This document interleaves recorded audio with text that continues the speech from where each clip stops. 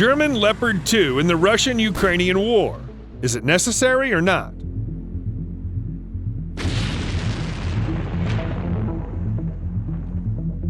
As Ukrainian forces run out of Soviet weapons and are replaced by Western ones, this Russian-Ukrainian war is becoming the largest ever confrontation between Russia and Western weapons. But so far, the US and other NATO countries are supplying Ukraine with their obsolete tanks and armored personnel carriers. After all, the same German Leopard 1 tank, created in the mid-1960s, can hardly seriously compete with the upgraded Russian T-72B3 tank, not to mention the T-90A tank. But it seems that the picture is gradually changing. The Americans have started sending Ukraine their newest M777 howitzers, and Germany has started talking about the possibility of supplying Leopard 2 tanks, the main German tank. In this video, we'll talk about this machine and assess whether it'll be able to adequately resist Russian equipment. The German Leopard 2 has become the main tank in Europe, replacing the American Abrams with similar characteristics, but with a much lower price tag. For example, the penultimate modification of the Leopard 2, the Leopard 2A6, costs $6.79 million, and the Abrams M1A2 SEP is $8.5 million. The British Challenger 2 is already pulling $8.6 million, and the French AM56 Leclerc is not asking for a modest $10 million. However, for the Ukrainian authorities in the situation in which their country finds itself, the cost of the supplied armament is the last thing on their minds. After all, the supply of Western arms to Ukraine is carried out practically for free under a Lend-Lease. That is, we'll give something back someday. For Ukraine, the main thing is whether the Leopard 2 can effectively fight the Russian T-72B3, which is mainly used by the Russian army in the war with the Ukrainians. The Leopard 2 was created to counterattack the Soviet tank Avalanche, the rapid offensive of which was expected by NATO strategists in case of a hypothetical full-scale war in Europe. The main component of this Avalanche was the T-72. In short, the Germans were preparing for massive tank battles, as in 1943 near the Russian Prokhorovka, when hundreds of German Tigers fought against hundreds of Russian T-34s in a fierce tank wedge. If you look at the Leopard 2, you immediately find Tiger features. Rational angles of armor slope on the hull and turret are minimal, especially on the early modifications. Looking at all modifications of the tank, up to the A4, you immediately think a box by a box. And only starting with the Leopard 2A5, the Germans began to try to get away from the boxy look somehow. The Leopard 2 is rather bulky and heavy. The length of its hull is 7.7 meters, its width is 3.7 meters, and its height is 2.8 meters. The weight is 63 tons. But everything's not so bad. During the war with the USSR, the machines of the Katz tribe had problems with service life and the power of engines. And the main thing is that the Germans didn't manage to repair their complicated tanks in field conditions. So the mileage of Leopard 2 before overhaul is 10,000 kilometers. The power plant is a turbo diesel with a power of 1,500 horsepower, combined in one unit with the hydromechanical transmission.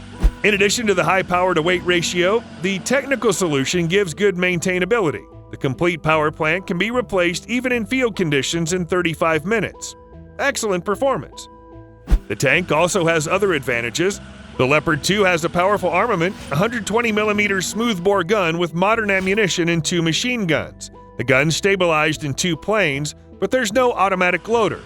That's why there are 3 men in the crew compartment of the tank: the commander, gunner, and loader. And that's not all. There's a part of ammunition in the rear of the turret.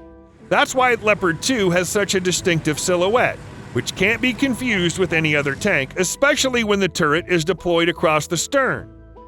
The niche where the shells lie is equipped with bouncing panels. It's believed that if a shell hits the powder cellar of this design, people have a better chance of surviving. But the tank is equipped with an excellent Zeiss sight, effective fire control system, thermal imaging cameras, providing all-around view for all the crew members, a fire extinguishing system, a multi-layer armor padded from the inner side with anti-shatter mats.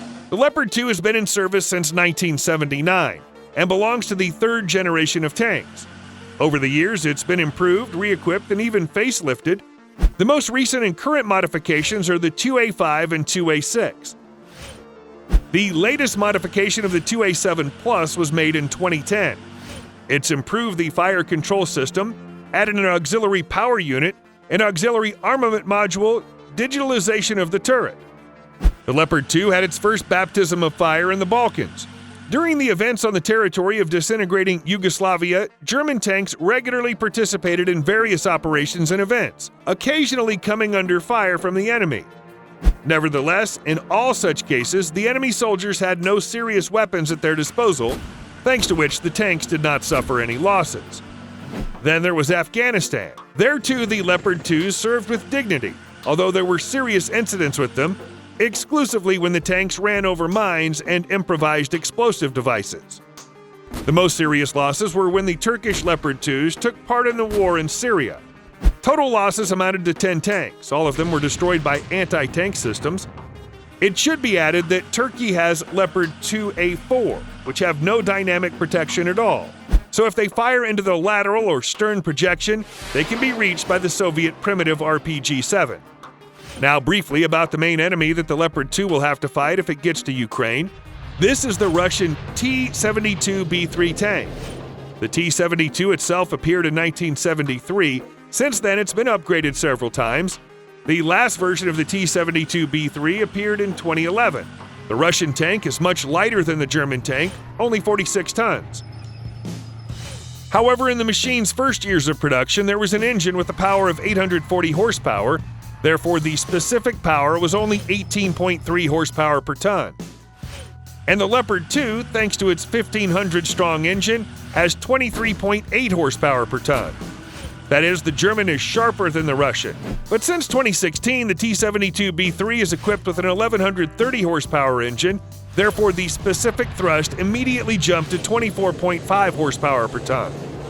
The Russian tank has a smoothbore 125mm 2A46 M5 gun, which is at least as good as the Leopard's 120mm. In addition, the T-72 has an automatic loader, so it has 2 men in the turret instead of 3. This reduces the size of the turret. The T-72B3 compared to the Leopard 2 in general looks like a teenager compared to a grown man. It's more than 17 feet lower and 33 feet shorter. Add to this the rounded shape, optimal for ricocheting enemy shells, good armor, and dynamic protection on early modifications Contact 5, on later modifications Reluctant. So the Leopard 2 has a well-armed, protected, fidgety enemy. We hope that the installed top-notch Zeiss optics and modern electronics will help to aim at the Russian and hit him with a shell. So the equal opponents will meet in Ukraine. But as usual, the success of combat use in case of equality of forces depends on the ability of commanders and specific crews to appropriately use the available material. But the Russians have a distinct advantage. For Ukrainian tankers, the Leopard 2 is almost an unfamiliar beast. The Russian tankers have used their T-72s for thousands of kilometers at the firing ranges. But in any case, Leopard 2 should be in Ukraine. After all, in addition to experience, a great role is played by the motivation of the personnel. The Ukrainians do not lack this. They're fighting for the independence of their country, for their families and homes. What do you think about this? Will the German Leopard 2 help Ukrainians in their war with the Russians? Write about it in the comments below, and don't be stingy with the likes if you like our video. It'll help other people see it too. Also, don't forget to subscribe to our channel, as many more interesting reviews of various weapons are waiting for you.